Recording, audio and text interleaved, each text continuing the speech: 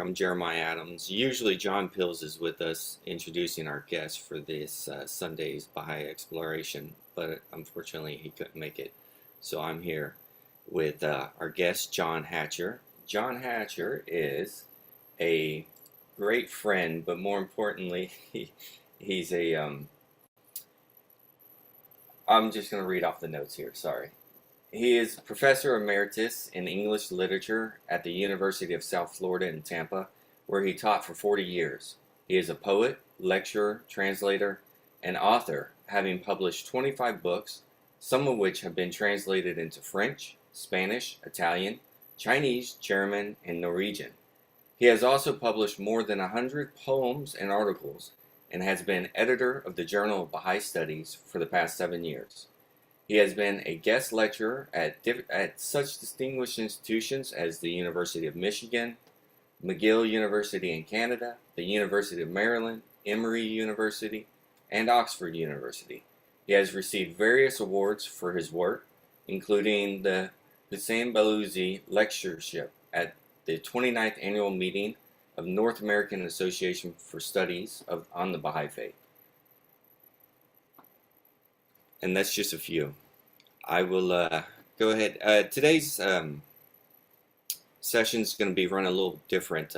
We're actually going to replay one of John's most recent videos, lectures, presentations that he gave on a series that he's conducted, and I'll let John go ahead and explain a little bit more about that. Thank you very much, Jeremiah. Friends, nice to be with you on this beautiful Sunday morning. We're about to, as the weatherman has informed us, experience some lovely fall weather, which we get for a few days once or twice a year. So I'm looking forward to that, and I know you are too. I hope you are all well, or getting well. After our bouts with COVID, which many of us are still fighting. I have, for the past 2.5 years, put together a video program on the history of the Abrahamic religions. And then we've spent the last over a year just on the Baha'i faith itself. So right now, in the sequence of those programs, we just finished course number 74. These are on Wednesday nights at 8 o'clock. That course was on the passing of Baha'u'llah and the succession of Abdu'l-Bahá, and then followed by an introduction to the administration of Abdu'l-Bahá. So that's about where we are in the end. And so the end of the ministry of Baha'u'llah and the beginning of the ministry of Abdu'l-Bahá. So what we'll do is we'll play this presentation, which I did this past Wednesday night, and it is available on YouTube, on my YouTube channel, and on my website. And we can give you that information later if you're interested. So we'll start with that now, and then I'll be open for any questions you might have or sharing that you have. Let's go ahead and have Jeremiah start the video, and I hope you enjoy it. High ideas and concepts based largely on books I've written. I see a dear friend of mine, Donald Boney, from my grammar school and high school days, is with us tonight. And so welcome, Donald. So these, while the classes we have tonight and have been having are primarily dedicated to those who are already fairly familiar with the Baha'i history or Baha'i teachings, the future, and we are going to meet weekly, as I said last week, every week instead of every other week. we'll sort of begin in a more of a fireside format, a discussion. And I will tell you in advance what the topic will be so you can send in questions if you have them. And we will deal with the questions that you might like to have answered the next time in the Q&A that follows. So I'm going to begin sharing my screen to do the slides. Start with what I mean by the twin pillars of religion, because this is not some formal term in the Baha'i teachings per se, but it is a formal concept. What is meant? What do I mean by that? Obviously, I mean the twin pillars that uphold any religion, and not just the Baha'i faith. In this holy cycle, the learned are, on the one hand, the hands of the cause of God, and on the other, the teachers and diffusers of his teachings who do not rank as hands, but who have attained an eminent position in the teaching work. As to the rulers, they refer to the members of the local, national, and international houses of justice. The duties of each of these souls will be determined in the future. Now, this is, I think, from Abdu'l-Bahá. Now, we're talking about a reference to a passage from the Kitab-i-Aqdas by Baha'u'llah, where he first mentions the learned and the rulers as upholding the religion of the Baha'i faith. And what does he mean by that? Well, we've discussed this before, and we will discuss it a little more tonight. He's talking about the fact that you have two lines of order in every religion. One are the spiritual teachings, or one constitutes the spiritual teachings, and the other constitutes the administration of that, who's in charge of the religion. And in every religion, we have had a problem, and in time, eventually you have a time, both in the distinction between spiritual teachings, which are always essentially the same concepts, but repeated in a language and updated in a applicability to the situation that obtains in society at the time that one of the prophets comes. So the spiritual teachings of Moses, the Ten Commandments and so forth, are still in effect during the time of Christ. In fact, it's been noted several times that the Ten Commandments, the Golden Rule, and various other spiritual concepts are prevalent in every religion. But the administration, who succeeds when the prophet dies, of course, Moses appointed Joshua, and Christ presumably appointed Peter. Muhammad appointed Ali, and so on. And Baha'u'llah appointed Abdu'l-Bahá, as we know. And this passage, which is a very favorite one of mine in relation to these two aspects of religious order, the spiritual teachings and the administrative teachings, are stated this very powerfully in this passage from The World Order of Baha'u'llah by Shawki Effendi. He says, it should be remembered by every follower of the cause that the system of Baha'i administration is not an innovation imposed arbitrarily upon the Baha'is of the world. Since the Master's passing, but derives its authority from the will and testament of Abdu'l-Bahá, is specifically prescribed in unnumbered tablets, and rests in some of its essential features upon the explicit provisions of the Kitab-i-Aqdas. It thus unifies and correlates the principles separately laid down by Baha'u'llah and Abdu'l-Bahá, and is indissolubly bound with the essential verities of the faith. To dissociate the administrative principles of the cause from the purely spiritual and humanitarian teachings would be tantamount to a mutilation of the body of the cause, a separation that can only result in the disintegration of its component parts and the extinction of the faith itself. So this is how important the collaboration and coexistence of these two pillars of religion are. They're inseparable from one another. You can't have one functioning without the other.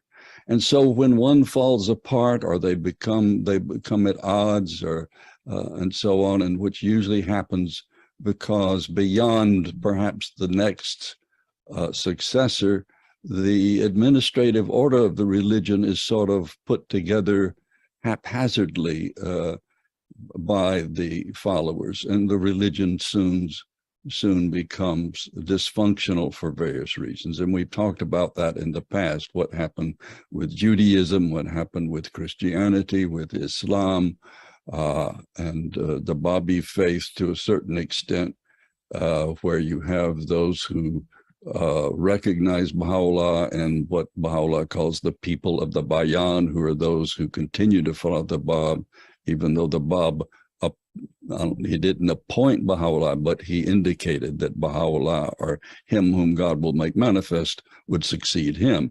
And of course, the importance of the so-called of the covenant, which we discussed last time, of Baha'u'llah, the Kitabi'ah, where he wrote a will and testament designating Abdu'l-Bahá as his successor.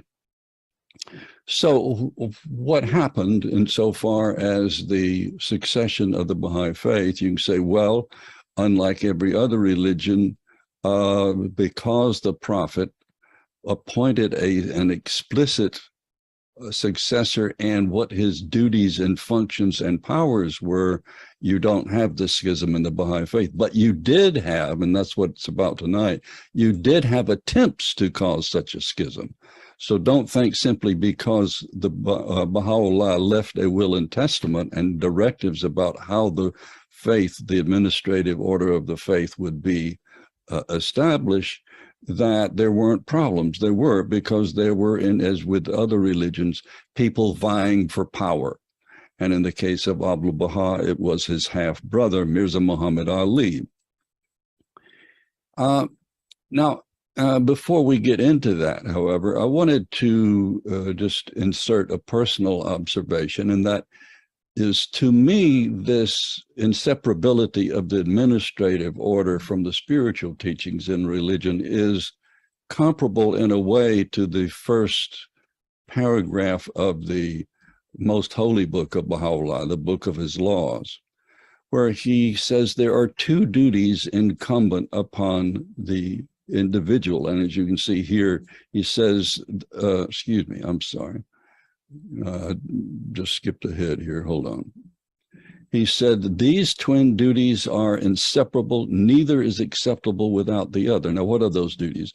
Well, the first duty is the spiritual duty, the recognition of the manifestation, the recognition that he is the promised one, foreseen and prophesied by the previous prophets.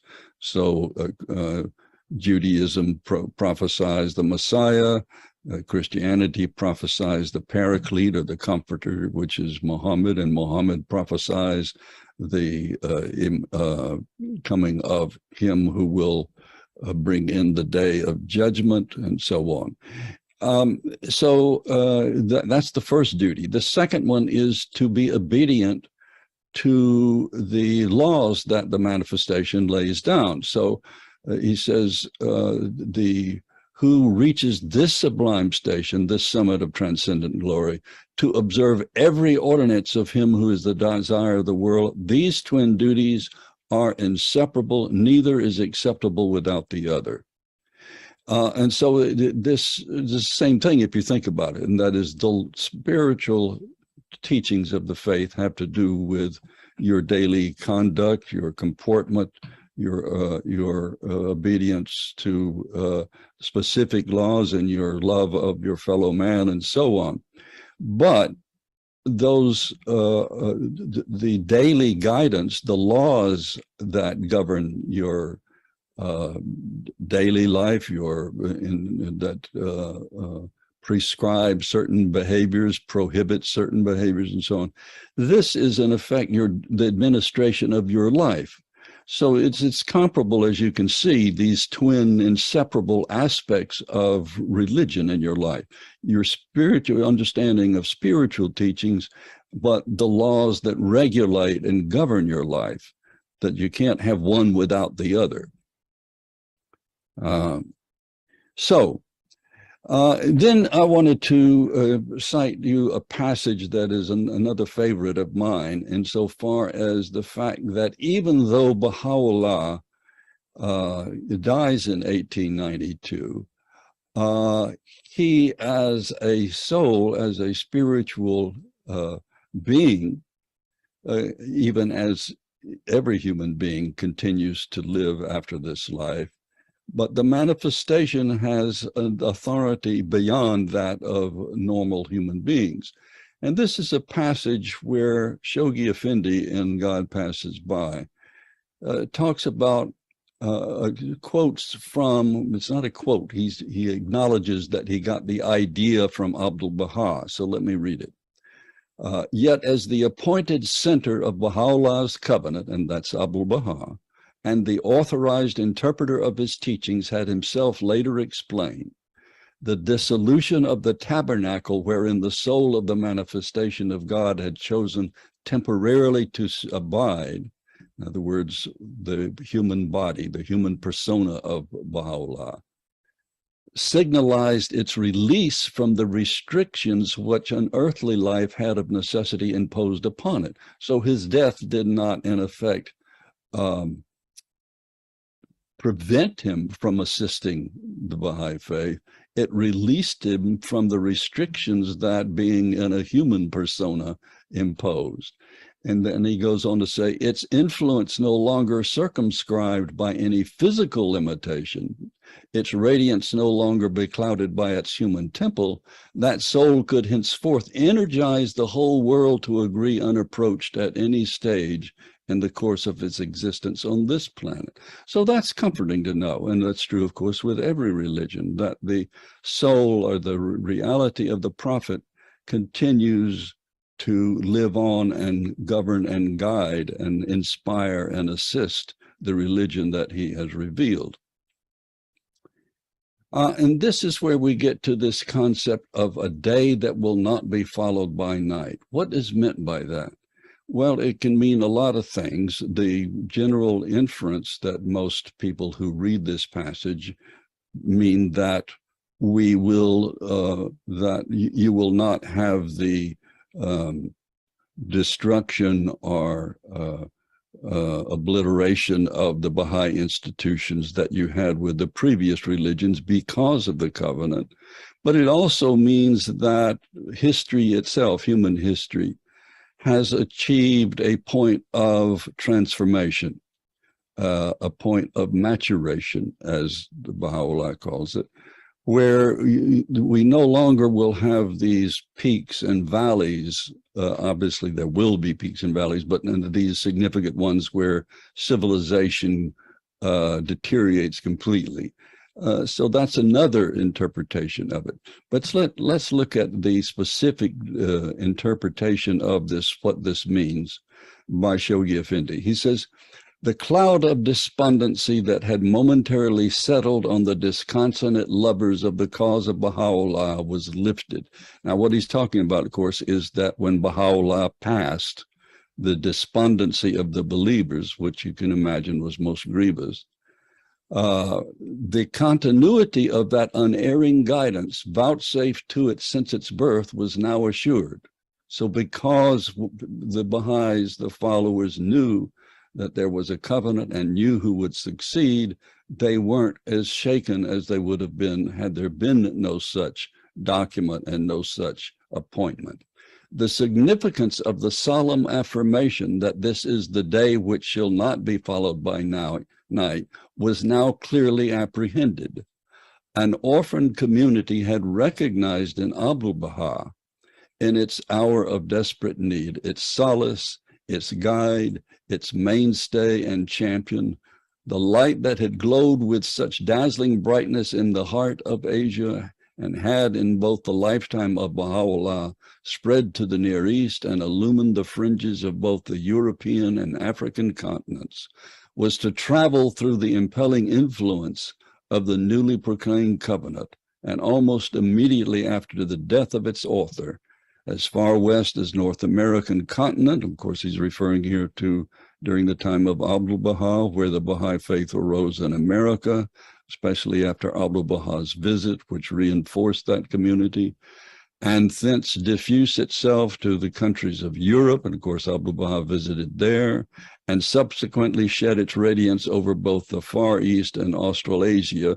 And these were the results of the teaching of Martha Root, who took the faith to Europe and the Far East, and the Duns, who pioneered to Australasia. So in other words, during the time of Abdu'l-Bahá, you had the faith spread to Europe, North America, the Far East, and to Australasia, to Australia and the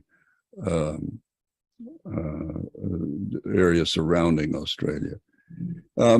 Alone and unaided. Now, alone and unaided is a phrase that I've taken from the passages dealing with the manifestations, because they are persecuted in the case of Christ, martyred, and in the case of the Bab, killed by execution, by firing squad, and so on. So they are really mostly on their own, even though they have the followers, the close followers who assist them. This picture, which has been colorized, is extremely meaningful in a number of ways. But I put alone and unaided because Abdu'l-Bahá, in other words, now we have these two pillars of the religion fully established. You have the administrative order, which is completely established through universal suffrage, so that every Baha'i participates either indirectly or directly in electing the House of Justice, which is the governing body of the Baha'i faith. And we also have all of the spiritual teachings of Baha'u'llah, and explicated and expounded on by Abdu'l-Bahá and Shoghi Effendi. But Abdu'l-Bahá himself was also alone and unaided, and we're going to see a little glimpse of why I say that. Another thing I love about this picture is he's holding prayer beads. And you would think, well, someone as spiritual as he is, why would he need these? They're really counting beads, aren't they? You count how many times you say a prayer. And to me, it's almost a teaching event where he's saying, if I need these, you most certainly do. Meaning not you need these a set of prayer beads, but if I repeat my prayers a certain number of times and so on, if it's that important to me, surely, since I am the exemplar, you who are not exemplary certainly need them. So Baha'u'llah was tested even as, Abdu'l-Bahá was tested severely. And there are books I will explain to you next class that go into this in great detail. They're very dramatic and very interesting, but we're going to sort of skim over the scenario that happened as soon as Baha'u'llah died.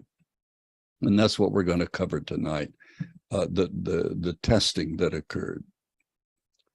The true ground of this crisis, the crisis we're talking about, and I say at every transition, you have that crisis in the transition between the Bab and Baha'u'llah, you have that transition between Baha'u'llah and Abdu'l-Bahá, you have that crisis at the transition between Abdu'l-Bahá and Shoghi Effendi, and you have Shoghi Effendi facing crisis after crisis until finally the House of Justice is established.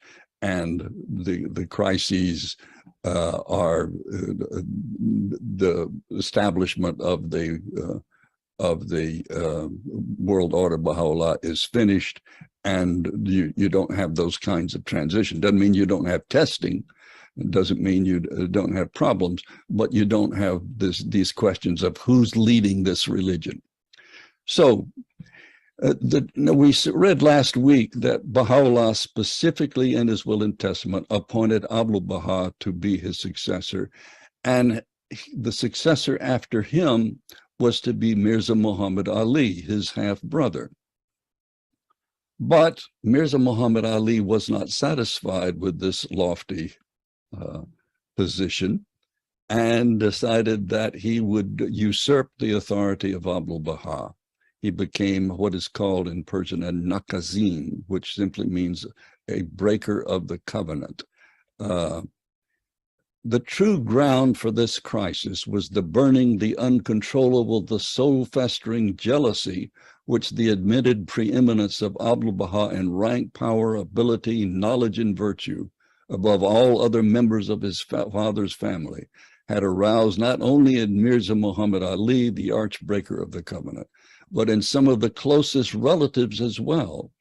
An envy as blind as that which had possessed the soul of Mirza Yahya, as deadly as that which the superior excellence of Joseph had kindled in the hearts of his brothers, and talking about Joseph and the brothers who left him to be killed. And of course, they ended up finding him in Egypt, where he had ascended to power. As deep-seated as that which had blazed in the bosom of Cain and prompted him to slay his brother Abel, had for several years prior to Baha'u'llah's ascension been smoldering in the recesses of Mirza Muhammad Ali's heart, and had been secretly inflamed by those unnumbered marks of distinction, of admiration and favor accorded to Abdu'l-Bahá, not only by Baha'u'llah himself, his companions and his followers, but by the vast number of unbelievers who had come to recognize that innate greatness which Abdu'l-Bahá had manifested from childhood. And of course, Abdu'l-Bahá was a remarkable individual, sort of a miracle, if you will. And so what happened and how did it happen? Well, again, there's a whole book on this, and so I can only skim over the top, but we can do that. And I say the family and the near ones. By near ones, I mean those who were the closest to Abdu'l-Bahá, such as Mirza Aka Jan, I've got listed here, who was the secretary for Baha'u'llah. He joined this, and you wonder, how could someone who had been so close to Baha'u'llah go against the very explicit guidance in his will and testament? Well, that's something we're going to get into, because Abdu'l-Bahá calls it says it's like a disease. Baha'u'llah's two surviving wives, his two sons, the vacillating Mirza Dayullah and the treacherous Mirza Badiullah, and we'll talk about Mirza Badiullah, that was Baha'u'llah's youngest son, with their sister and half-sister and their husbands, one of them the infamous Sayyid Ali, a kinsman of the Bab, the other the crafty Mirza Majuddin, together with his sister and half-brothers, the children of the noble, the faithful, and now deceased Aqi Kalim, that's Mirza Musa, the faithful brother of Baha'u'llah, all united in a determined effort to subvert the foundations of the covenant which the newly proclaimed will had laid. Even Mirza Aka Jan, who for 40 years, and he was one of the first to believe in Baha'u'llah, had labored as Baha'u'llah's amanuensis, as well as Muhammad Javad Kazvani, who ever since the days of Adrianople had been engaged in transcribing the innumerable tablets revealed by the Supreme Pen, together with his entire family, threw in their lot with the covenant breakers and allowed themselves to be ensnared by their machinations. Forsaken, betrayed, assaulted by almost the entire body of his relatives, now congregated in the mansion. This is the mansion of Baji, where Baha'u'llah lived and where he passed away, and the neighboring houses clustered around the most holy tomb. Abdu'l-Bahá, already bereft of both his mother and his sons, and without any support at all save that of an unmarried sister, and that's Bahia Khanum, his 4 unmarried daughters, his wife, and his uncle, a half-brother of Baha'u'llah, was left alone to bear in the face of a multitude of enemies arrayed against him, from within and from without, the full brunt of the terrific responsibilities which his exalted office had laid upon him. So we're going to look at some of what was laid upon him, what some of the duties were, but also what was done. Let me take a sip of my tea. So, what were the machinations of Mirza Muhammad Ali? To friend and stranger, believer and unbeliever alike, to officials high and low, openly and by insinuation, verbally as well as in writing, they represented Abdu'l-Bahá as an ambitious, self-willed, unprincipled, and pitiless usurper who had deliberately disregarded the testamentary instructions of his father, who had in language intentionally veiled and ambiguous assumed a rank co-equal with the manifestation himself. Now, what they're referring to here is they claim that Abdu'l-Bahá was claiming to be a manifestation. And so that's why, as we said last time, he took the title Abdu'l-Bahá, Abd meaning servant, of Allah, of God, servant of Baha'u'llah, not Allah, of Baha, a servant of his father. So he can't be co-equal if he is a servant of, who in his communications with the West was beginning to claim to be the return of Jesus Christ, the Son of God, who would come in the glory of the Father.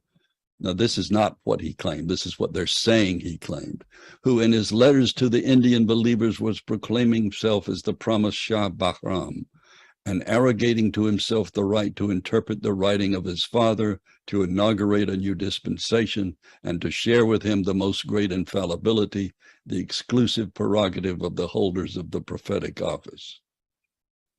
He it was, and this is, the he here is Mirza Muhammad Ali, his half-brother. He it was who had the impudence and temerity to tell Abdu'l-Bahá to his face that just as Umar had succeeded in usurping the successorship of the Prophet Muhammad, he too felt himself able to do the same. He it was, and of course, again, those of you who've been in the class the whole time, remember we talked about how Umar plotted to not follow the instructions of Muhammad, who had clearly made Ali his successor, but instead to elect a caliph.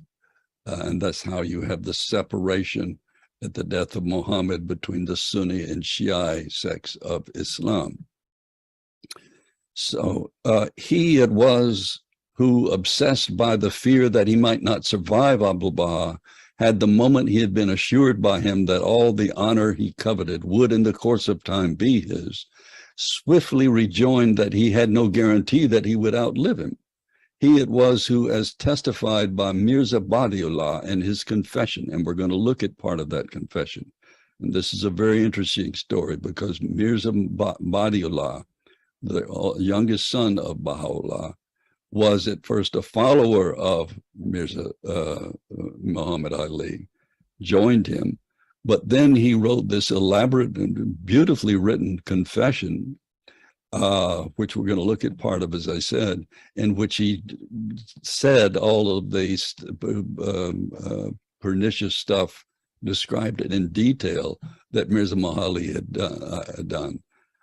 Written and published on the occasion of his repentance and his short-lived reconciliation with Abdu'l-Bahá, had, while Baha'u'llah's body was still awaiting interment, carried off by a ruse the two satchels containing his father's most precious documents entrusted him prior to his ascension to Abdu'l-Bahá. Now, what this is about, and again, this is a story we can't tell in full tonight, is that because Abdu'l-Bahá had to tend to preparing Baha'u'llah's body for interment and so on, he left a satchel that Baha'u'llah had given in trust to him, full of the writings, documents, seal rings, all kinds of things, and gave them to Mirza Muhammad Ali to keep securely. And almost immediately, he hid them away from Abdu'l-Bahá, and they were never seen again. He it was, and again, this is typical of the Shoghi Effendi's writing. He has these parallel sentences that go on very lengthily, but that are incredibly beautiful and informative. He it was, and again, the he here is Mirza Muhammad Ali. He it was who, by an exceedingly adroit and simple forgery of a word recurring in some of the denunciatory passages addressed by the supreme pen to Mirza Yahya, and by other devices such as mutilation and interpolation, had succeeded in making them directly applicable to a brother whom he hated with such consuming passion. And lastly, it was this same Mirza Muhammad Ali, who is attested by Abdu'l-Bahá in his will, had with circumspection and guile conspired to take his life, an intention indicated by the allusions made in a letter written to Shu'ila, son of Mirza Muhammad Ali, the original of which was enclosed in that same document by Abdu'l-Bahá. So he even plotted to have Abdu'l-Bahá, his own brother, killed. And we'll get to that another time. More specifically, Baha'u'llah had, referring to Mirza Muhammad Ali, because Baha'u'llah was well aware of everything around him and was well aware of the jealousy of Mirza Muhammad Ali. Referring to Mirza Muhammad Ali in clear and unequivocal language, affirmed, "He verily is but one of my servants. Should he for a moment pass out from under the shadow of the cause, he surely shall be brought to naught." Furthermore, in a no less empathetic language, he, again, Baha'u'llah, in a connection with Mirza Muhammad Ali, had stated, "By God the True One, were we for a single instant to withhold from him the outpourings of our cause, he would wither and would fall upon the dust." Now, the astounding confession of Baha'u'llah. I used to have a copy of this original document, but it's available to you online, and I have it right here on this slide. So if you download the slide, you can go to that document and read the whole thing. It's very, very informative. This was published in Chicago by the Baha'i Publishing Society in 1907. The following English translation is a confession and epistle written by Mirza Badiullah, half-brother of Abdu'l-Bahá, born of Baha'u'llah's second marriage to Fatima Khanum. So far as is known, the epistle has not appeared in print in its entirety. Since then, the original publication served as a central point of defense of the cause at the time when the center of the covenant, Abdu'l-Bahá, was imperiled by descendants of Baha'u'llah, and this is when he was in danger of being executed. Badiullah's epistle is cited twice in the will and testament of Abdu'l-Bahá, and is therefore essential reading. Passages from the epistle were quoted, however, in the Covenant of Baha'u'llah, which is one of the books I want you to read if you have a chance, and other references in the Babi and Baha'i religions by Mujan Momin. So Abdu'l-Bahá describes covenant breaking. You think, why would someone turn against the very religion to which they have dedicated their lives? It's a very strange phenomenon. And sometimes it's caused by cynicism. Sometimes it's because if you're part of the family of the prophet, you see him only as your brother or your father, or, you know, just a normal human being, and you want to have the prestige that he has, or in this case, that Abdu'l-Bahá has. So you could see where jealousy, if you have a brother or a sister and that brother or sister was accorded such a high rank, you can imagine that you too, you might be jealous if you had tried very hard to accomplish a great deal yourself.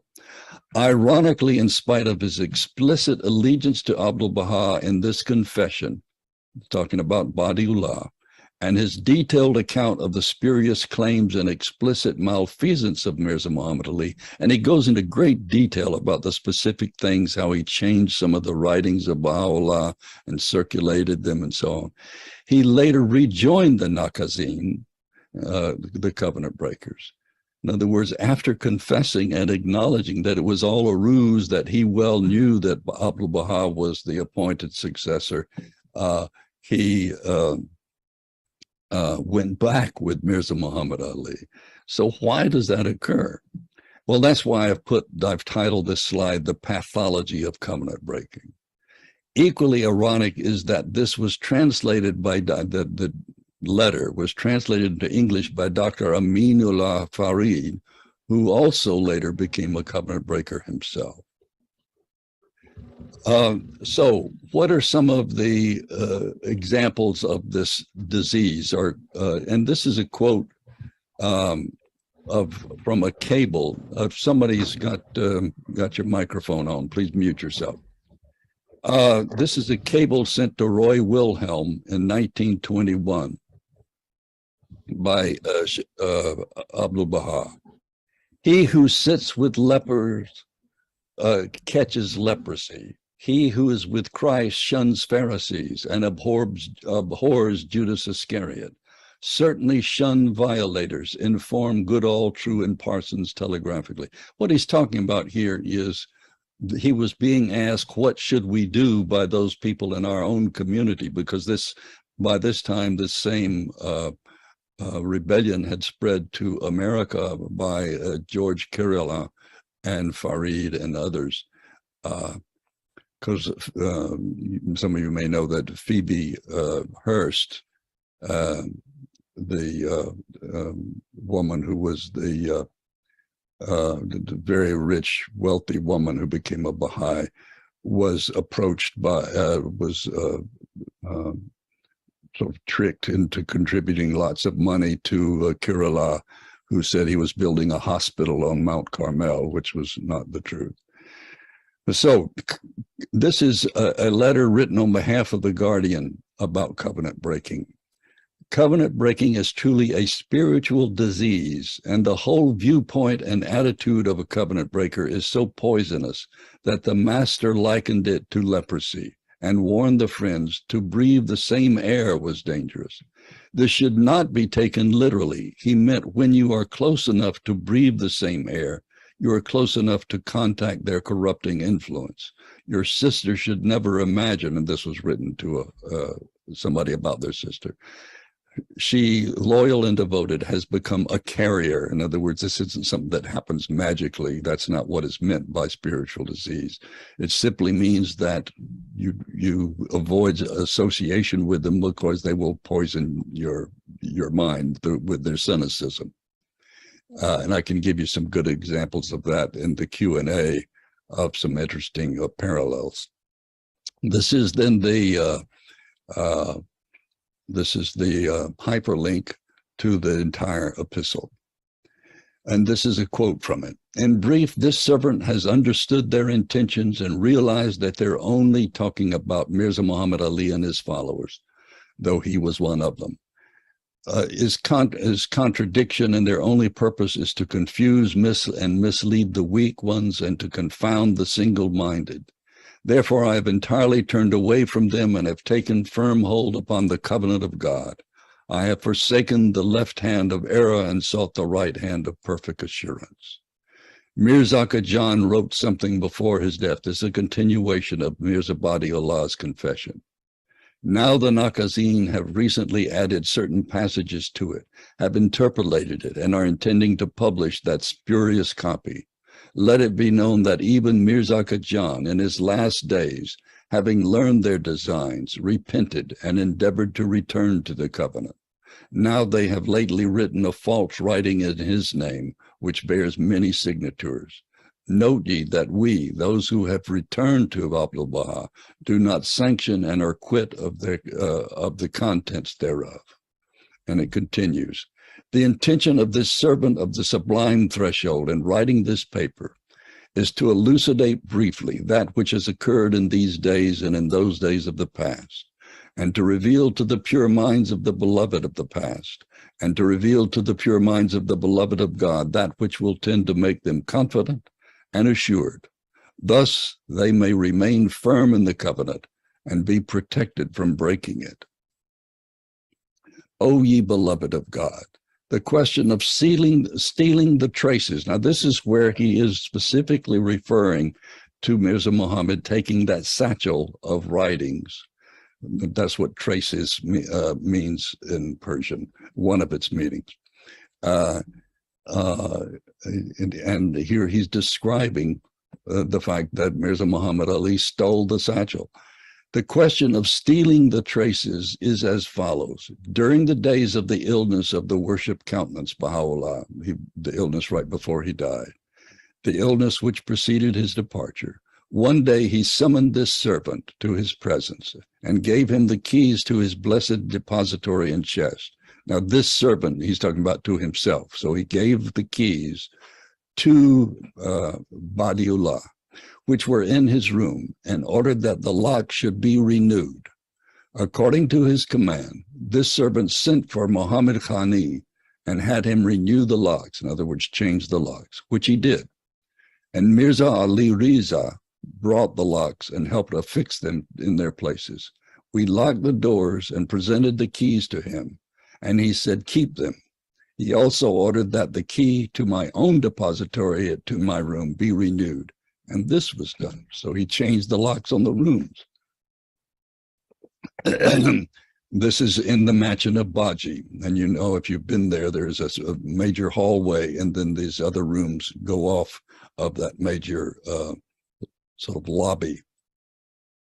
And so here's what he says happened. He took away all the traces of the supreme pen and the special tablets revealed for the beloved of God. When this servant, in other words, when I, Badiullah, reproached him and endeavored to reclaim them, he spoke so much that should I attempt to write it here, Masnavi becomes 70 pounds of paper, an expression meaning that the matter is most voluminous.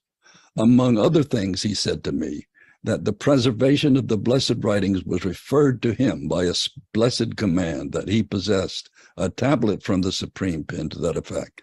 He did not even allow the servant to read the writings. In other words, he couldn't read the writings. It didn't show him such a tablet.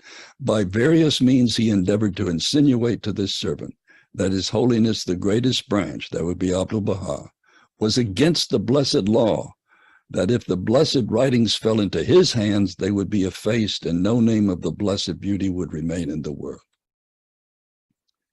So the rest of the story, as I say, is even more grievous. These are just citing some of the events. They occupied Baji. They would not allow Abdu'l-Bahá to go in there, and for a long time he couldn't even visit the grave of his father. Then they made accusations to the government that Abdu'l-Bahá was not giving them money when he was. They tried to have him executed. They asserted that when Abdu'l-Bahá started building the shrine of the Bab on Mount Carmel, that this was really a fortress to attack the city, and so on. So the covenant of Baha'u'llah by Adib, there are two books by Adib Tahirzadeh that are really very important, and frankly, even though they're quite lengthy, very interesting and exciting reading. You know, it's very much like a detective story, and it has a happy ending, fortunately. So the covenant of Baha'u'llah is the history of this whole period, and then the Child of the Covenant by Adib Tahirzadeh is about the will and testament of Abdu'l-Bahá and how it came about. This is something I thought you might be interested in. This is a picture of Mirza Muhammad Ali, one when he was in his teens. This is in this one on the left, taken in Adrianople. This is when he, and this is very interesting. This is in a paper in Charlotte, North Carolina. And this is where he claimed to succeed his brother as the leader of the Baha'i faith. Muhammad Ali has been chosen successor to the late Abdu'l-Bahá. Now, Abdu'l-Bahá died in 1921. He lived, Mirza Muhammad Ali, to 1937, so he outlived by Abdu'l-Bahá by almost 20 years. And of course, he was not the chosen successor. Shoghi Effendi was. So, at any rate, very interesting how you can see how this gets noised about. So I'm going to close with what happened to him eventually, ultimately. This is by Shoghi Effendi. And one of the last pages in this section of God Passes By, one of the last pages in God Passes By. Surviving Abdu'l-Bahá by almost 20 years, he who had so audaciously affirmed to his face that he had no assurance he might outlive him, lived long enough to witness the utter bankruptcy of his cause, that is, his followers, those of Mirza Muhammad Ali, leading meanwhile to a wretched existence within the walls of a mansion that had once housed a crowd of his supporters, was denied by the civil authority as a result of the crisis he had after Abdu'l-Bahā's passing foolishly precipitated the official custody of his father's tomb, was compelled a few years later to vacate that same mansion, which through his flagrant neglect had fallen into a dilapidated condition, was stricken with paralysis which crippled half his body, lay bedridden in pain for months before he died, and was buried according to Muslim rites in the immediate vicinity of a local Muslim shrine, his grave remaining until the present day devoid of even a tombstone, a pitiful reminder of the hollowness of the claims he had advanced, of the depths of the infamy to which he had sunk, and of the severity of the retribution his acts had so richly merited. So that is the presentation tonight. Next week, we will begin to survey some of the works and the life of Abdu'l-Bahá.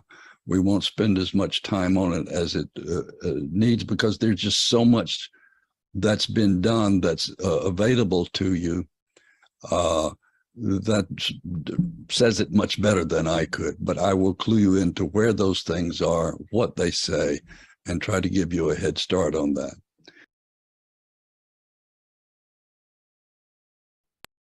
All right, friends. That was a little stumbling and so on, but they can't be perfect.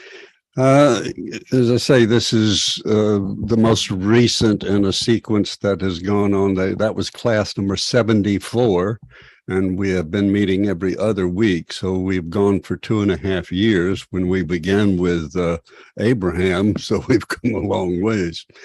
And next week we'll be dealing with, as I promised in that video, with the life of and works of Abdu'l-Bahá, though we won't go into great depth.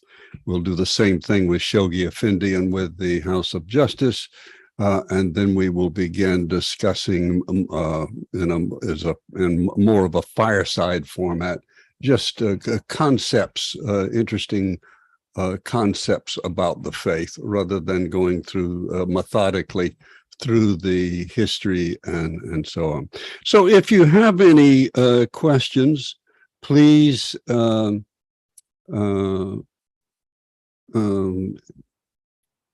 them. Okay, Beth has asked, are all 74 on tape? Yes, they're all recorded and available to view and to download if you wish, including the slides you just saw. All of the slides are available to download in a PDF format. They are on the YouTube channel, which I can send to you. They're also available on my website, which is simply www.johnshatcher.com. And let me see, hold on one second. John, I put that link in the chat. So Oh, okay, very if you look good. in the chat, Beth, you'll see the link to his website, which gives a chronological listing, essentially, of all the classes that have been Okay, recorded up to thank this you point. very much. All right. Are the again, they don't have to be questions. They can just be thoughts that occurred to you or things you have to share or your own insights about this critical event that occurred after we had, in the class before this, we had already dealt with the Kitabi the Book of the Covenant and the Tablet of Carmel, and how the building of the administrative order was prophesied by Baha'u'llah and designated by him. But are there any questions or comments or thoughts to share about the discussion we had tonight about the events that occurred in the attempt to usurp the authority of Abdu'l-Bahá? Anything at all? I have a question, John. Yes, sure. Would you say that these things happen as part of the proof of the validity of the faiths themselves? You Like mean the because testing? yeah, it's a common analysis. It's a common event that takes place throughout all the religions. Yeah, I do. Of course, they would occur naturally in the sense that when there's power to be had, people will vie for it. And that occurs, in business, it occurs in religion, it occurs in government, as we're seeing now in our own government. And in the past, it has gone awry because, as the Guardian spells out in his discussion of the covenant and particularly of the Kitab-i-God, what you have that's different. Well, you have a couple of things that are different, but the two main things that are different with the Baha'i faith and the succession and the fact that it succeeded is, number one, you have a written document. With Muhammad, you had his statements, but they were statements that were not included in the Quran. They were statements that were recorded as hadiths or traditions that he said, and they were verified, but they weren't enough. So it was sort of like, if you will, God's teaching us a lesson that Christ seems to appoint Peter as the head of his church, and yet Peter never builds a church. So what happens? And so you have basically, to simplify it, a schism between the teachings of Peter and so on, and the teachings of Paul, which kind of represent the split between the Catholic Church and the Protestant Church. But at any rate, suffice it to say, you don't have any explicit guidance from Christ about what should the church look like and what is its administration to be like. And so Christianity, of course, from our perspective, that is from a Baha'i perspective, Christianity was not meant to endure past the time of Muhammad, which was in 622. So, I mean, you have Christianity going long beyond what its intended shelf life was. So what you have that's different with the Baha'i faith is an explicit written document written in the hand of Baha'u'llah, appointing Shoghi Effendi, Abdu'l-Bahá. And then what you have with Abdu'l-Bahá is his very important will and testament. And I have a class on that. It's called Abdu'l-Bahá, Architect of the Baha'i Faith, where he spells out the four institutions that are part of what Baha'u'llah designed, how they will operate, what the authority is, and how they will be appointed or elected. And of course, then you have the testing at every other turn. The reason why it succeeded was that, number one, you had very clear guidance in written documents. But number two, you had those who stood up to those who would tear it apart. And you have them at every turn. In other words, we can list, 5 or 10 people who tried to destroy or usurp the authority of Shoghi Effendi. And then you have Mason Remy, who tried to usurp the transition of the authority from Shoghi Effendi to the House of Justice. And he wasn't alone. He had his own Umar, who egged him on and enticed him with, why don't you should be the guardian, and so on. So it happens at every transition. And yes, it makes, if the faith survives it, it makes it stronger. That the testing is an essential part of our individual growth and the collective growth of the faith itself. And I saw somebody else had a question, I think, but I don't see it. Deanna has her hand raised. So oh, is she that would what it like was? to- Okay, I saw Deanna. Yes, Deanna. Yes, thank you for that wonderful presentation, Dr. Hatcher. And I wonder if Shoghi Effendi's siblings and his relatives and those who, because practically all of them became covenant breakers. Am I right? That's right. His Yes. own, yes. And many of them had who became covenant breakers, or that is, who rebelled against his appointment, which was very explicit and very unambiguous in the will and testament of Abdu'l-Bahá, even though they had that document, and they had access to that document. People who had been secretaries to Abdu'l-Bahá, like Mirza Mabsorab, was one who did that. Rui Afnan, who was cousin of Shoghi Effendi, or cousin or brother, I forget which. And then his own family, his own parents did not accept his authority. So, and of course, this happened with Abdu'l-Bahá too, but his own family. But yes, the entire family, except for, of course, his aunt, the Bahia Khanum, who was his most faithful and stalwart bulwark when he went through this most grievous testing after Abdu'l-Bahá died. He had no idea, as he says himself, he had no idea that he was going to be appointed guardian. He didn't have any idea that even such a position would be created.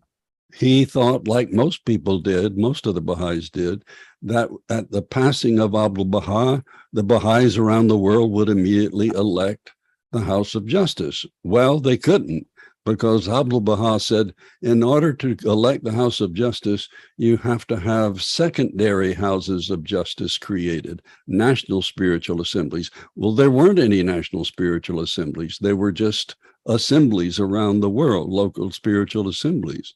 And so they couldn't elect it. So first you had to create them. And that's what the first thing that Shoghi Effendi does is one of them is to get busy creating these pillars of the House of Justice, which are their national spiritual assemblies. Yes. So my question is, were any of them regretful or remorseful about what they did as covenant breakers? And did any of them come back into the faith? Not to my knowledge. Not to my knowledge. I can be sure that you can be sure they're regretful now. And maybe they repented in the next life. That's possible, the writings say. But insofar as I am aware, and I'm not,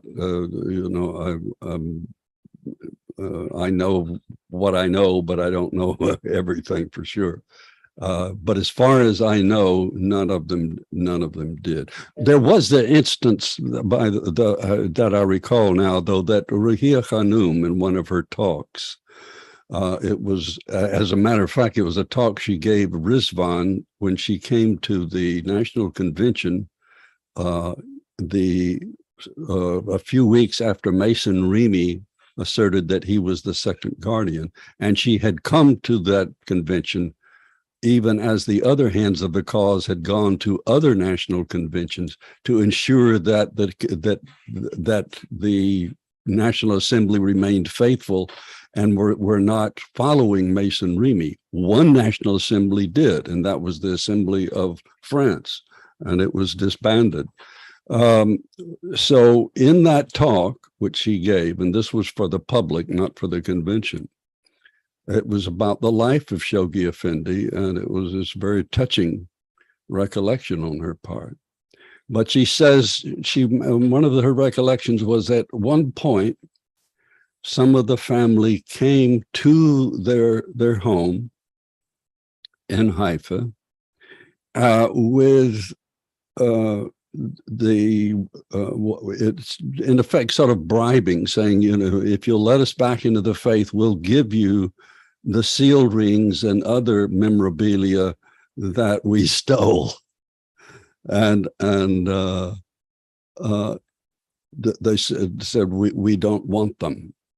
The Guardian did, or Ruhi Khanum did, and so they wouldn't recant. Then it was sort of, and she said, I thought to myself, do you give away your soul so easily, so blithely?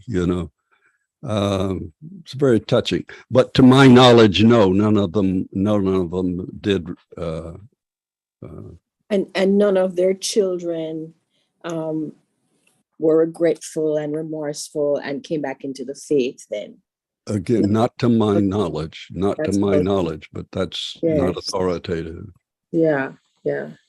Because I mean, this is one of the things that occurs at the why, Shoghi Effendi, according to the will and testament, had the authority, if he did not have a son who was capable or had the qualities of becoming the next guardian, he had the authority to appoint another lineal descendant. But by that time, all the lineal descendants had become covenant breakers. So there was no one else to appoint who was a lineal descendant of Baha'u'llah. And of course, he had no lineal descendants. Right. So that's why we don't really have a guardian. We just have the office of the guardian. Well, we have exactly. You've got it exactly right. We still have the guardianship, and that will never pass. And so whenever the House of Justice consults on a matter or makes a decision, the first place they turn is to the writings and guidance and interpretations of the guardian. Because remember, both Abdu'l-Bahá and the guardian had conferred infallibility, Shoghi, and because of that, they had their interpretation of the writings is considered authoritative and infallible. The House of Justice has the authority to elucidate the text, but not interpret. And there's a subtle distinction between the two processes. Thank you so much. You're very welcome. That was a very good question. Anything else? Okay, friends. Well, if you want to tune into the program, please do so. And I've enjoyed being with you this morning, and I appreciate your tuning in. Okay, anything you want to say, Jeremiah, before we quit? I just wanted to thank you again, John, for joining us and for providing this video to us to use, and to say that all the links for John's information is on the website, and feel free to go to clearwaterbahais.org to get those links so that you can go directly to John's site and access those materials, because this is number 74 in a litany of classes that he's already put together. So could I ask a question, please, Jeremiah? Mm-hmm. Yes. The class for next week on the Kitabi Igan, it's a series of classes. Yeah, it is. It just started, and but that It's class it, had to be moved. It's going to be Wednesdays from 5 to 7. oh, it's not going to be on Sunday because Not it said Kitabi Igan was supposed to start next week. Yeah, that's unfortunately that's been updated, but it's been updated on the website. So if you go back to clearwaterbahais.org, you'll see all the updated information, and you can click So on that link. what are we going to do next Sunday? Uh, Next Sunday is going to be at 11 a.m. is going to be a talk given by Violetta Zane Okay, so the class on the Kitabi Igan is going to be on Wednesdays at what time? from 5 to 7. 5 to 7. Okay, and but I don't think I got that updated info. I'll um I'll I'll Deanna, I'll check your information on the website, and I'll So make sure. it's I guess what I'm saying, maybe I'll just have to check the Highs of Clearwater Yep. to get the link. Yes. Okay, All right. thank Thank you. you. I appreciate Bye. everyone being here. You guys have a wonderful afternoon. You too, thanks.